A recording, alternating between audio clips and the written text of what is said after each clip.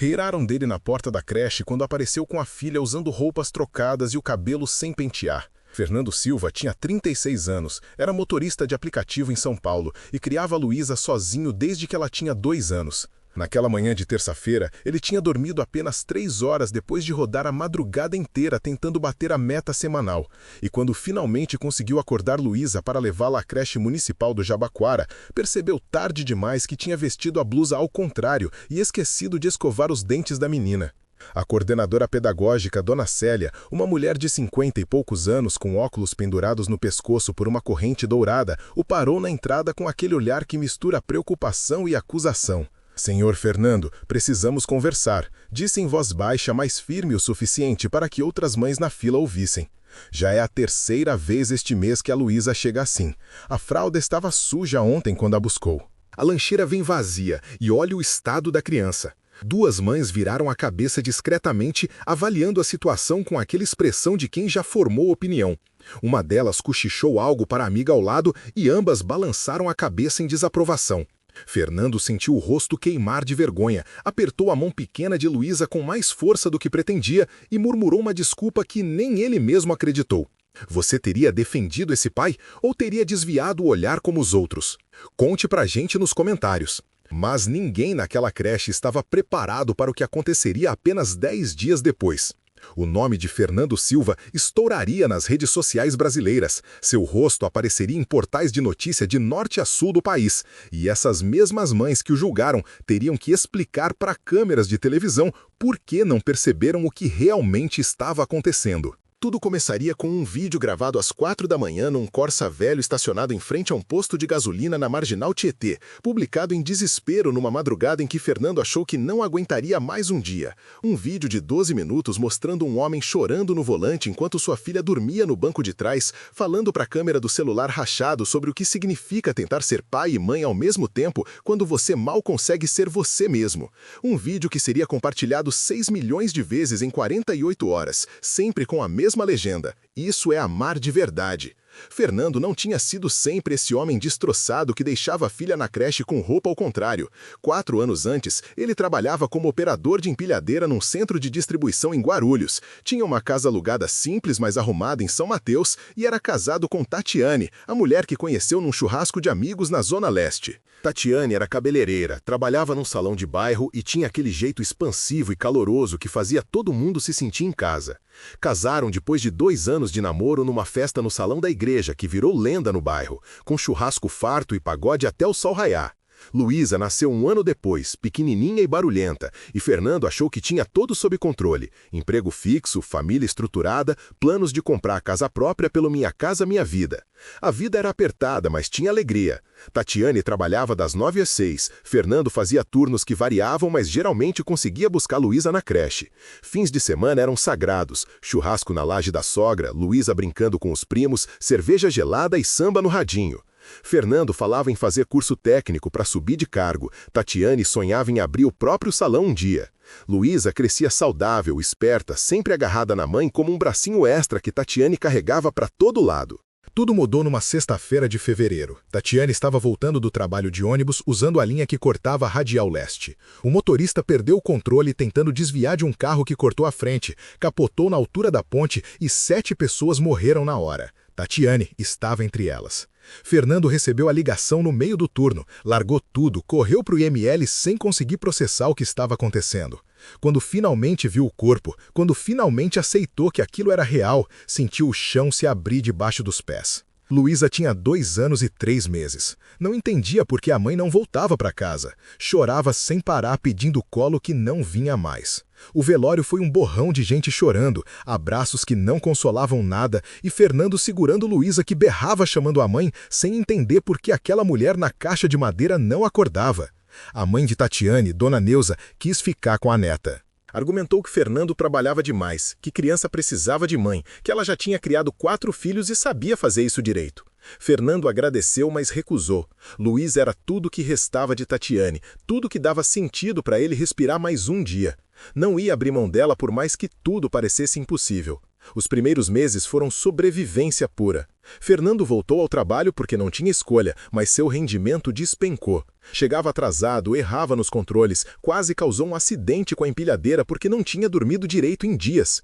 O chefe, um homem pragmático chamado Seu Osvaldo, chamou ele para conversa particular. Olha, Fernando, eu entendo a sua situação. Perder a esposa é foda, mas aqui é empresa, não é assistência social. Ou você melhora ou eu vou ter que te mandar embora. Fernando pediu mais uma chance, prometeu melhorar, mas sabia que não conseguiria. Foi mandado embora 3 semanas depois, com uma indenização michuruca que mal cobriu as dívidas do funeral. Tentou outros empregos, estoquista, ajudante de obras, até vendedor de loja. Nada durava porque ele não tinha quem cuidasse de Luísa de forma confiável. A creche municipal só funcionava até às 5 da tarde. Qualquer emprego com carteira exigia horários que não se encaixavam. Babá custava mais do que ele conseguia ganhar. Foi quando um primo sugeriu trabalhar com um aplicativo. Você faz seu horário, pode parar quando precisar. Fernando comprou um Corsa velho com o que sobrou da indenização, cadastrou-se nos apps e virou motorista. A rotina que se estabeleceu era insana. Fernando rodava das 9 da noite até às 5 da manhã, quando o movimento estava bom e as corridas pagavam mais com a tarifa dinâmica. Voltava para casa, dormia 2 ou 3 horas no máximo, acordava Luísa, dava café da manhã correndo, levava na creche, voltava para casa e tentava dormir mais um pouco. Buscava Luísa às 5, fazia janta com o que tinha na geladeira, botava ela para dormir às 8 e saía de novo para rodar à noite. Fim de semana não existia, feriado era oportunidade de ganhar mais. Luísa passou a dormir no carro enquanto ele trabalhava, no bebê conforto que virou cama improvisada no banco de trás. E se histórias de pais que se recusam a desistir te emocionam, inscreva-se agora, mais histórias poderosas toda semana. A situação na creche piorou gradualmente. Luísa chegava com sono porque dormia tarde. Fernando esquecia de trocar fralda antes de sair porque estava operando no automático. A lancheira ia vazia porque ele não tinha tempo de preparar nada elaborado e dava vergonha mandar só pão com margarina. As professoras começaram a fazer relatórios. A coordenadora chamou ele para conversa formal. Senhor Fernando, a gente entende sua situação, mas a Luísa precisa de estabilidade. Ela chora demais, não interage com as outras crianças, está sempre cansada. A gente acha que o senhor deveria procurar ajuda da família, talvez a avó, alguém que possa dar mais atenção. Fernando ouviu aquilo como se levasse um soco. Ele estava se matando literalmente para cuidar da filha, trabalhando 16 horas por dia, abrindo mão de tudo, e mesmo assim não era suficiente. Saiu daquela reunião com um nó na garganta que não conseguiu desatar. À noite, depois de Luísa adormecer chorando no banco de trás do Corsa enquanto ele esperava a corrida na fila do aeroporto, Fernando estacionou num posto vazio e simplesmente desmoronou. Pegou o celular sem pensar muito, abriu a câmera e começou a falar. O vídeo que gravou era cru demais para ser editado.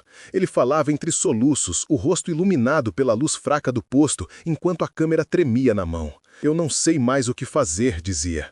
Eu trabalho todo dia, toda noite, sem parar. Mal durmo, mal como, e ainda assim todo mundo acha que eu não sou bom o suficiente para minha filha. A mulher da creche falou que eu devia deixar ela com a avó, como se eu não amasse ela, como se eu não tivesse largado tudo para cuidar dela.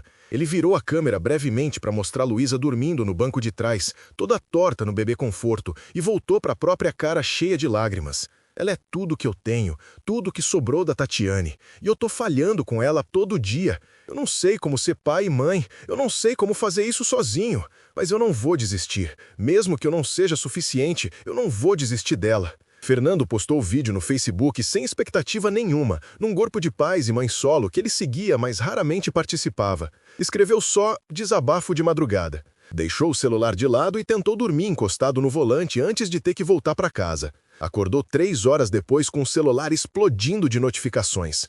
O vídeo tinha sido compartilhado fora do grupo. Alguém postou no Twitter, daí pulou para o Instagram. Páginas grandes de conteúdo viral pegaram e repostaram. Em 12 horas tinha 1 milhão de visualizações. Em 24 eram 3 milhões. Em 48, 6 milhões e contando. Os comentários eram um tsunami de emoção. Mães chorando, pais solteiros dizendo eu entendo. Profissionais de psicologia elogiando sua vulnerabilidade. E uma frase repetida exaustivamente. Isso é ser pai de verdade. Fernando não sabia lidar com a atenção. Jornalistas pediram entrevista, influencers queriam fazer vídeos com ele, marcas ofereceram patrocínio. Ele ignorou quase tudo, confuso e sobrecarregado. Até que uma produtora de um programa de entrevistas da Globo ligou com abordagem diferente.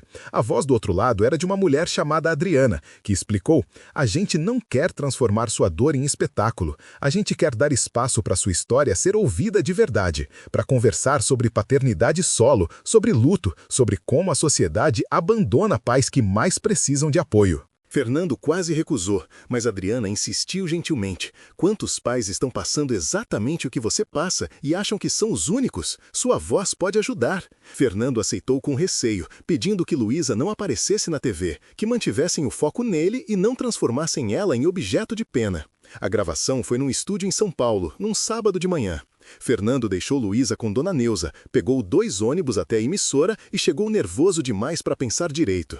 A apresentadora, Mariana Ferraz, uma jornalista conhecida por entrevistas profundas, o recebeu pessoalmente. Sentou com ele antes da gravação e apenas perguntou: "O que você precisa que as pessoas entendam?"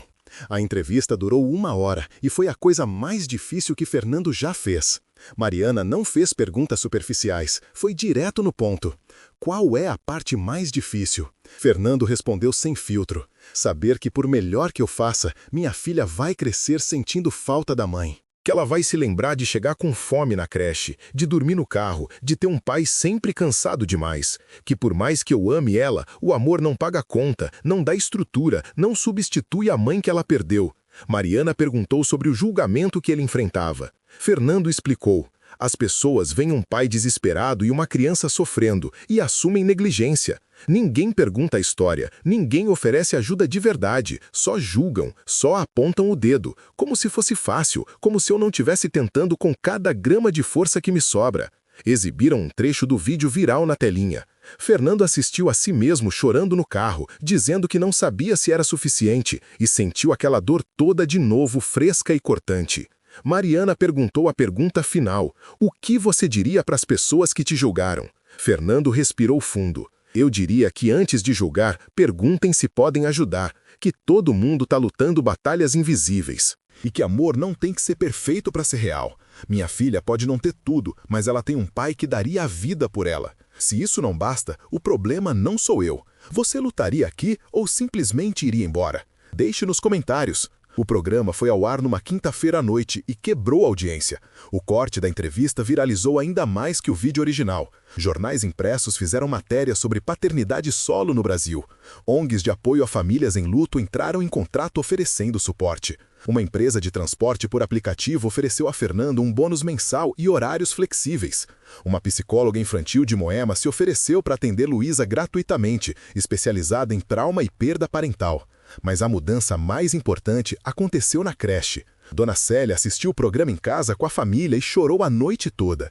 No dia seguinte, convocou reunião extraordinária com os pais. Com voz trêmula, admitiu publicamente: "Eu julguei aquele pai sem conhecer a luta dele. A gente viu só a superfície e assumiu o pior." Propôs criar uma rede de solidariedade real, rodízio de caronas para buscar as crianças, sistema colaborativo de lanches, apoio mútuo entre famílias. A resposta foi imediata e surpreendente.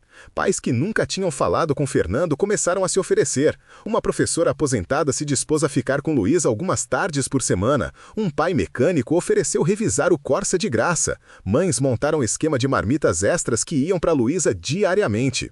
A transformação mais inesperada veio de seu Joaquim, o porteiro da creche, que tinha perdido a esposa havia 10 anos e criado 3 filhos sozinho, trabalhando de madrugada.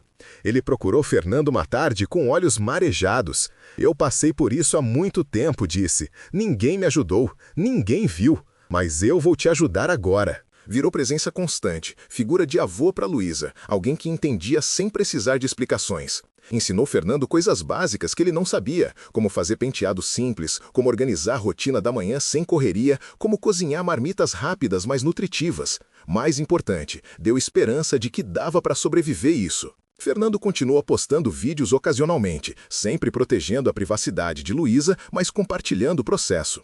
Foi honesto sobre dias ruins, sobre vontade de desistir, sobre culpa constante de não ser suficiente. Essa honestidade brutal criou comunidade. Milhares de pais e mães solo brasileiros começaram a compartilhar histórias nos comentários, formando rede de apoio que nenhum programa governamental tinha oferecido. Um vídeo específico tocou fundo. Foi gravado numa manhã em que Luísa acordou sorrindo pela primeira vez em meses, pediu panqueca no café e deu abraço apertado em Fernando antes de entrar na creche. Ele se gravou no carro logo depois, chorando, mas dessa vez de alívio. Hoje minha filha sorriu de verdade, disse para a câmera. Faz tanto tempo que eu não via ela sorrir assim. Não sei se amanhã vai ser bom também. Não sei se a gente não vai ter outro dia horrível amanhã. Mas hoje foi bom, e isso conta. O vídeo chamado Pequenas Vitórias teve 5 milhões de visualizações. 6 meses depois do primeiro vídeo, Fernando foi convidado de novo ao programa, dessa vez para a mesa redonda com outros pais solo discutindo políticas públicas necessárias. Falou com autoridade conquistada na dor sobre necessidade de creches em período integral, de auxílio real para famílias monoparentais, de terapia psicológica acessível, de parar de estigmatizar pais solteiros. Outros pais dividiram histórias parecidas, julgamento, luta, amor feroz em circunstâncias impossíveis. Mariana encerrou perguntando a Fernando, o que você aprendeu nesse processo? Fernando não precisou pensar. Aprendi que pedir ajuda não é fraqueza, que comunidade pode aparecer dos lugares mais improváveis, que minha filha não precisa de pai perfeito, precisa de pai presente. E aprendi que amor de verdade não é bonito. É acordar às 5 da manhã destruído e fazer café mesmo assim. É trabalhar doente porque não tem plano B. É continuar quando tudo grita para você parar. Isso é amor, não aquela fantasia que mostram na novela. De volta para casa, agora com estabilidade suficiente para respirar, Fernando e Luísa construíram nova rotina. Ela começou terapia com a psicóloga de Moema, melhorando devagar, mas melhorando. Começou a falar mais na creche, a brincar com outras crianças, até dias onde ria mais do que chorava. Fernando conseguiu reduzir as corridas, sem perder renda, o que significava mais tempo com ela, mais capacidade de estar presente de verdade. Seu Joaquim virou parte fixa da vida deles, almoçando junto aos domingos, levando Luísa para a pracinha enquanto Fernando descansava, contando histórias dos próprios filhos que agora eram adultos. Você é melhor pai do que pensa, dizia sempre para Fernando. E um dia ela vai entender tudo o que você fez. A comunidade da creche transformada virou exemplo para outras instituições. A rede de apoio que criaram foi documentada e virou projeto piloto da prefeitura. Pais solteiros que antes sofriam sozinhos agora tinham espaço para ser honestos, para pedir ajuda, para serem vistos como eram. Pessoas fazendo o impossível com amor como única ferramenta garantida. O último vídeo que Fernando postou daquela fase se chamava Carta para Tatiane. Nele, com Luísa dormindo no colo depois de uma noite tranquila, Fernando falou direto para a esposa morta. Não sei se você tá vendo lá de cima, amor, disse baixinho, mas queria que soubesse que nossa filha tá bem. Não perfeita, mas bem. Ela tá sorrindo de novo. Tá crescendo. E eu também tô melhorando. Foi tão difícil, Tati, tão difícil que teve dias que eu achei que não ia conseguir. Mas a gente conseguiu. Eu e ela, com a ajuda de gente boa que apareceu quando mais precisamos. Sei que você ia estar orgulhosa dela. Espero que esteja orgulhosa de mim também. A gente ainda sente sua falta todo dia. Mas tá tudo bem. Vai ficar tudo bem. Na descrição escreveu, para todo pai ou mãe solo se perguntando se tá fazendo o suficiente, você tá. Para toda criança crescendo com um só responsável, você é mais amado do que imagina. E para quem julga sem conhecer histórias completos, compaixão é de graça e constrói mais que qualquer julgamento. Se essa história te emocionou, inscreva-se agora para mais histórias poderosas toda semana. E clica no vídeo na tela para assistir o próximo, com uma reviravolta tão forte que você nunca vai esquecer.